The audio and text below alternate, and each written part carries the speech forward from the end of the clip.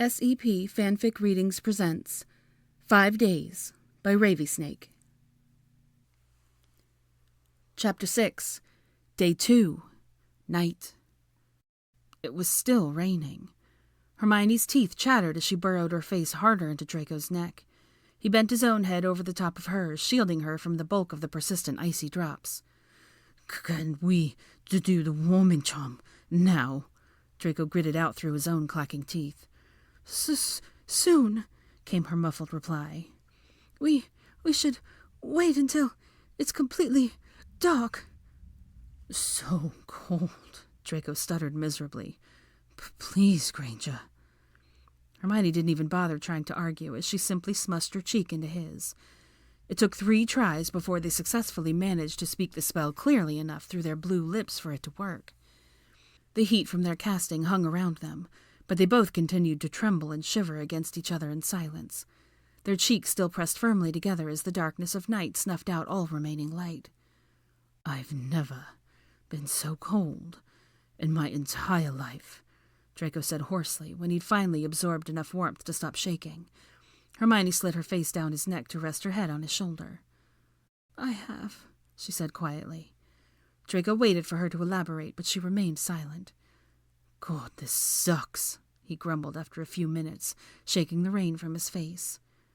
"Dreadfully," she agreed. "But at least we won't have to deal with the bats tonight." Draco's perplexed expression was hidden by the darkness.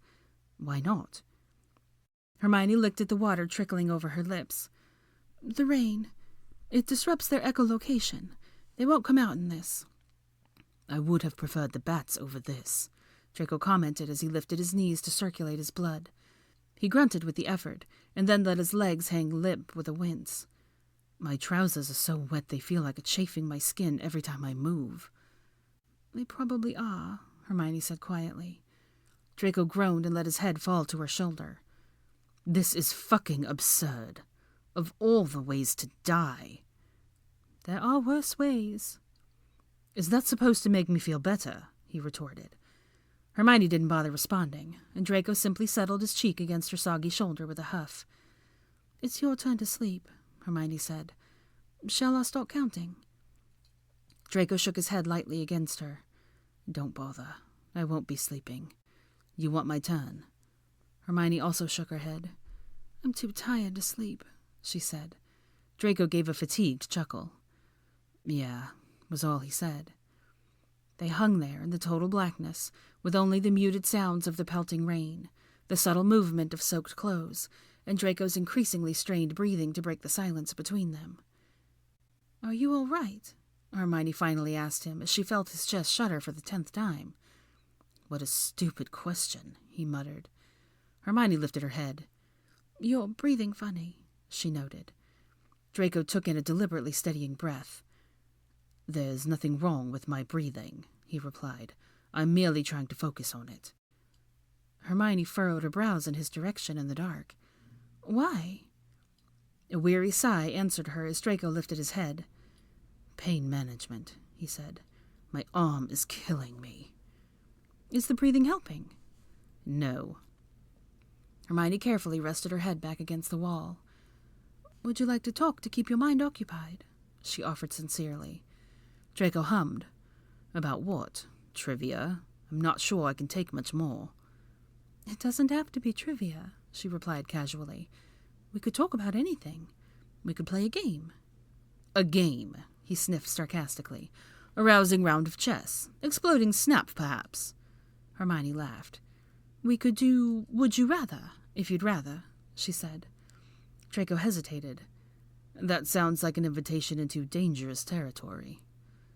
"Yes, perhaps you're right," she agreed.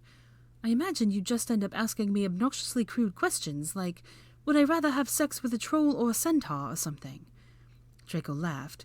"I'd never ask such a ridiculous question," he said surely. "Not when the answer is so obviously a troll." Hermione made a disgruntled noise of objection. "What? Why would you say that?" "You dated Weasley," he said, as if that were explanation enough. She spluttered incoherently in indignation, and Draco laughed again. "Damn," he said. "I'd forgotten how much fun it is to rile you. I wish I could see your face right now." Hermione huffed. "You know what?" she said haughtily. "I rescind my offer to distract you. In fact, how's that arm feeling exactly? Aching? Burning? Does the pain come in bursts or remain constant?" "Well, look at you," he replied proudly. "Still knows how to fight dirty. I like it, Granger." "I do not fight dirty," she said petulantly. Draco snorted. "Insufferable," Hermione said. "Yes," he agreed readily, "and I'm all yours for eternity. So, how shall we get to know one another better, "I already made a suggestion," she said. "So?" "So you can distract yourself since you didn't like my idea." Hermione was quiet then, and Draco wriggled himself obnoxiously against her. "Oh, stop it!" she snapped. "I'm distracting myself since you won't. This is fun." He ground his hips into her. She growled irritably at him. "Fine! Pick a game and I'll play it with you. Just stop moving!" Draco hummed victoriously before answering. "I think I'd like to play 2 truths, 1 lie." "That sounds more dangerous than would you rather option," Hermione opined. "It's just you and me forever, Granger," he replied. "No one will ever know our truths but us." "No one but us," she echoed hopelessly. She was quiet a moment, and then, "Okay, fine. Tell me 2 truths and 1 lie, Malfoy." Draco shut his eyes against the dark and the rain as he began the game. 2 truths and 1 lie. I can draw. I own an island. I can touch my tongue to my nose. "Oh, God," Hermione cringed. "You only chose this game so you could brag about yourself, didn't you?" "Is being able to touch my tongue with my nose a braggable trait?" he asked suggestively. Hermione ignored the question. "So, then you don't own an island?" Draco tilted his head. "How do you know the drawing one isn't a lie?" "Well, I've seen you draw, so I know that's true," she replied at once. "When have you seen me draw?" Draco questioned with genuine surprise. "5th year," she said. "I doubt you remember, but in Care of Magical Creatures we had to draw Bowtruckles one class. I caught a glimpse of yours and it was so realistic. I still remember how jealous it made me. Mine just looked like a stick." Draco smiled in her direction. "I do remember that, actually. I was so excited that I was going to get to show off my skills. It's satisfying to learn all these years later that my artistry was able to spur jealousy." Hermione merely laughed. "So," Draco said, "you guessed correctly. I, regrettably, did not yet get around to purchasing an island." Hermione huffed a little, but sounded rather more amused than anything, and Draco went on. "Your turn. Give me 2 truths and a lie, Granger." Hermione thought for a moment. "Okay, well, let's see. I've never had fire whiskey. I'm allergic to cats. I've helped Victor Crumb shave his legs." "Jesus!" Draco awed. "What? Why in the hell did you shave Crumb's legs?" "How do you know that's not a lie?" Draco snorted. "Because you're definitely not the fire whiskey type, and I know you're not allergic to cats. You used to nuzzle that orange monstrosity of a familiar in the halls back in the day." "Crookshanks wasn't a monstrosity," she pouted. "He was beautiful." "Either way, he was a damn cat. Now, make with the kinky shit on Crumb." Hermione's jaw fell open. "It wasn't kinky," she asserted. "He said it made him more aerodynamic for his seeking and whatnot." Draco howled a laugh that echoed eerily with the rain patter. "He wears trousers during the games," he reminded her merrily. "How exactly did hairless legs make him aerodynamic?" "It wasn't sexual," she snapped at him. He merely continued to chuckle. "Whatever you need to tell yourself," he said. Hermione harumphed loudly. "It's your turn," she said tersely. Draco bit his lip, trying to hold back another round of laughter. Did you shave Potter's legs too?" he asked, letting out the guffaw he couldn't keep in. "Are we done playing the game then?" she asked sourly. "Oh, come on. I'm just having a bit of fun," he said, then began to splutter and cough when he accidentally inhaled some rain with his laughing. Hermione grinned to herself. "I believe that's called getting smote," she said smugly at the sounds of his wheezing. "Yes, because being trapped in a hole in the freezing rain with you wasn't enough," he said when he cleared his throat. 2 truths and a lie, she prodded impatiently. "Perhaps something a bit less egocentric this time." How am I supposed to talk about myself without being egocentric? Try and tell me something that's actually interesting, she replied. Draco shook his head to himself as he lifted his legs again to circulate his blood. You are such a bitch sometimes. Only sometimes, Hermione asked in a sugary voice, lifting her own legs when he stopped moving. Well, that's an improvement. You have your moments, he said, and then was quiet. Malfoy, Hermione started when the silence began to stretch. When I was a kid, I wanted to be a dragon tamer when I grew up, he interrupted. Hermione blinked against the rain and went quiet at his suddenly more serious tone as he continued the game. When I was 12, my father backhanded me when I said I wished you were a pureblood, he said. Hermione tensed and Draco swallowed hard, the noise audible, just before he finished his turn with, I've performed all 3 unforgivable curses. Hermione said nothing, and the sound of the rain seemed to grow louder in the void. Are those interesting enough? Draco asked quietly. You never killed anyone, Hermione said surely, though her voice was tight. You're sure of that? She hesitated at his taunting tone. You were found innocent, she said uncomfortably. I've never killed another human, Draco conceded flatly. Then how? The Dark Lord made me demonstrate Avada's, he cut in. On my father's dogs. There was a long silence. Care to guess which of the other 2 is the lie? Draco said snidely. I'll give you a hint, he went on when Hermione still didn't respond. I still have a faint scar from where his ring split my cheek. Malfoy. Your turn, he said much louder than necessary. Hermione stared in his direction. Why did you wish I was a pureblood? Are we changing the game? He snipped. I was only curious. Yeah, well, you're not following the rules. Since when have you been one to follow rules? She tried to provoke. Draco made a scoffing noise. That was the problem, Granger. I always followed the fucking rules. I'm sure it didn't escape your notice that we Malfoys had certain rules about who was worthy and who wasn't, he added with no small amount of bitterness. Hermione hesitated again. Had rules?